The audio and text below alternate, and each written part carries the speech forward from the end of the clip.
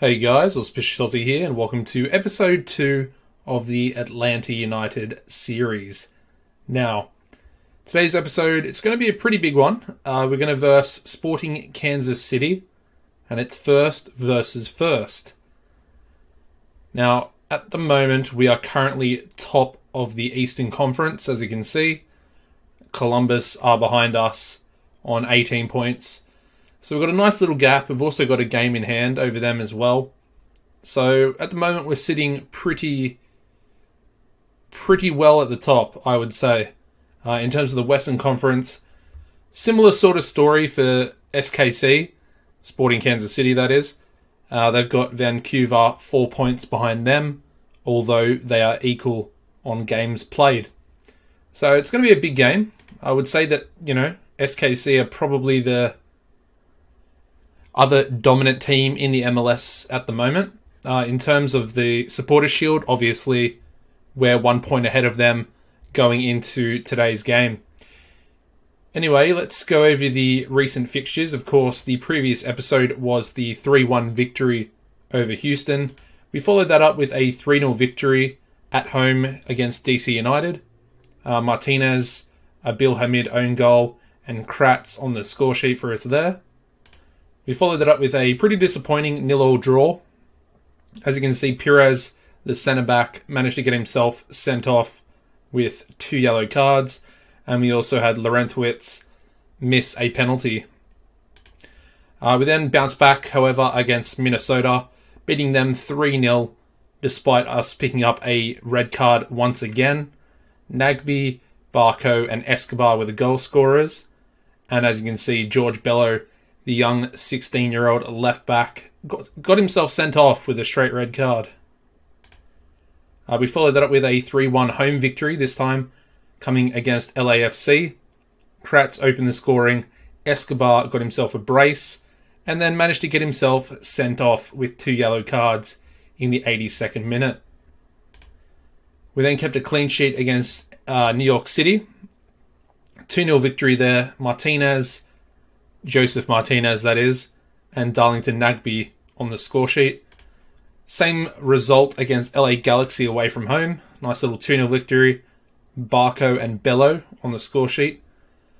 We followed that up with a even more impressive result, a 3-0 victory over Montreal Impact. Joseph Martinez with a brace and Ezequiel Barco with a goal there as well.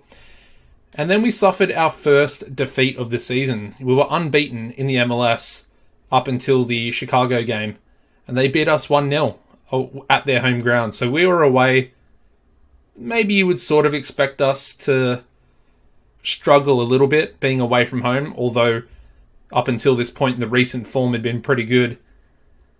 Yeah, they beat us. I don't know if we deserve to lose. Let's have a little look at the match stats here. As you can see, we dominated possession, more shots on target. They only had 3 shots and they managed to score 1 of those. So, yeah, as you can see, both fullbacks really didn't play too well.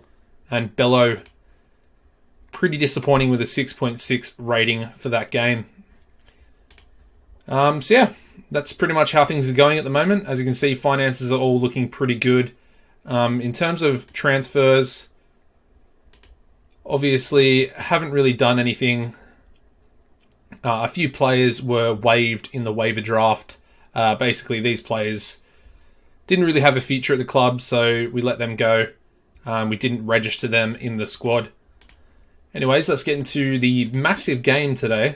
It's a pretty important game in terms of us wanting to win the Supporters' Shield. So, yeah, the starting lineup is going to be as follows. Guzan is going to start in goals. We're then going to go with Escobar in the right fullback position. Brek Shea is going to start in the left fullback position today. Basically, Bello not playing too well.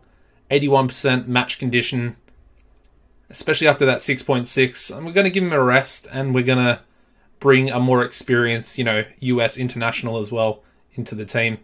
We're then going to go with Pogba and Pires as the 2 centre-backs. Laurentowicz is going to be the defensive midfielder. Sitting in front of him, we're going to go with Gressel and Nagbe. We're then going to go with Barco on the right wing, starting to, become a bit more familiar with the right wing position there. And then Gonzalo Martinez.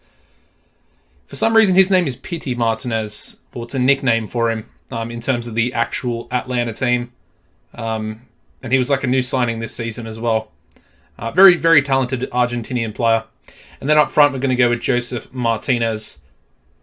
The bench today is going to be Can, Redding, Bello, Remedi, Villalba, Pereira, and Williams. Actually, before I get into that, I did miss one transfer. We sold... Where are we at? Trades. We did actually sell Kevin Kratz to LAFC, as you can see. He's 31 years old. He's a really good player, but as you can see, we managed to get a super draft first round pick, and it's Orlando's. So, hopefully Orlando doesn't do too well this season, and then we can pick up a pretty good player from this year's draft. Of course, one of the episodes, I believe it should be... Well, it depends really on the playoff games and how the episodes go in terms of those, but there will be a Super Draft episode. A dedicated episode of the series is going to be going towards not only the Super Draft, but also a bit of an academy, review and rundown of players that are coming through the Atlanta United Academy. So yeah, let's advance here. We'll get into the lineups. Just want to have a little look at SKC's lineup. Nemeth, pretty good striker. And they got Bessler, Zuzi, of course, both American internationals. They got a pretty good team. They got some good wingers as well. Fernandez, I think, has a lot of pace. So a few of their players are going to be pretty dangerous coming up against us. Just going to tell the boys I expect to win, and we'll try and get them fired up by telling them that we have faith in them. Really enjoying the series so far. Obviously, we were unbeaten for most of the start up until this point, but yeah, I don't know. It's just Atlanta United is one of the teams that I do actually follow in terms of the MLS. I've always had a bit of a soft spot for the MLS, probably because it's very similar to the Australian League with, salary caps and stuff like that. And of course, marquee sort of designated players. And we have found the breakthrough there. Breck Shea, although it might be... Yeah, I think it was offside. Okay, well that's pretty disappointing. We thought we had the opening goal there. We're also going to ease Martinez off, as we don't really want our striker picking up a red card. It's been pretty common so far in the series. We picked up quite a few red cards. A couple of double yellows, and I think one straight red so far.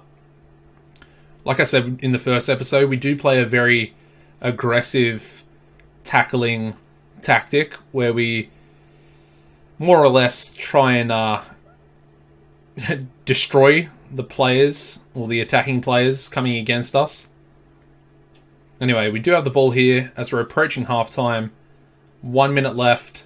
Martinez on the left wing plays it forward, and Ezequiel Barco, 5th goal of the season. We finally do get the breakthrough. And Barco's playing really well. There was a part of me that was tempted to try and sell him, purely for the fact that he couldn't really play right wing, like in the right midfield position. And it was a negative way to look at it, because I could obviously just retrain him as we have done now. And he has picked it up. He's picked up the position rather quickly as well, albeit he is playing every game there. And of course, he's a younger player. I think in this year's FM, it's a lot harder for older players to become natural in new positions, whereas younger players, it's much easier. And I think that's a penalty. Espinoza brought our player down inside the box, and it's going to be Laurentowicz. And I don't even know what that was. That might be the worst penalty miss I think I've ever seen in Football Manager. And that's his second penalty that he's actually missed as well. So I'm pretty pissed off about that. Not going to lie. And now SKC, decent little chance there from Nemeth, but Guzan, as you'd expect, coming up pretty strong there with the save. And we could be on a break here. Martinez bringing the ball forward. He's got bucket loads of pace. Plays it up to the other Martinez, Joseph, who can't get his cross past the first man. Pretty disappointing. And now Fernandez, I mentioned him before the game started. He's got decent pace, and he definitely could be dangerous. Now I think I'm going to take Joseph Martinez off. He's on a 6.3. Romario Williams isn't match fit, but I guess we'll just give him some game time. Actually, I could bring Villalba. Yeah, we'll do that instead, actually. Let's bring Villalba on. And we'll tell Villalba to tackle harder as well, seeing as he's not actually on a yellow card yet. Yeah, I'm not too sure about Villalba. He's a really good player. Obviously, primarily a right winger, but with Barco sort of in the team, more or less, shutting him out as Escobar picks up a cheeky yellow card as we're approaching full time.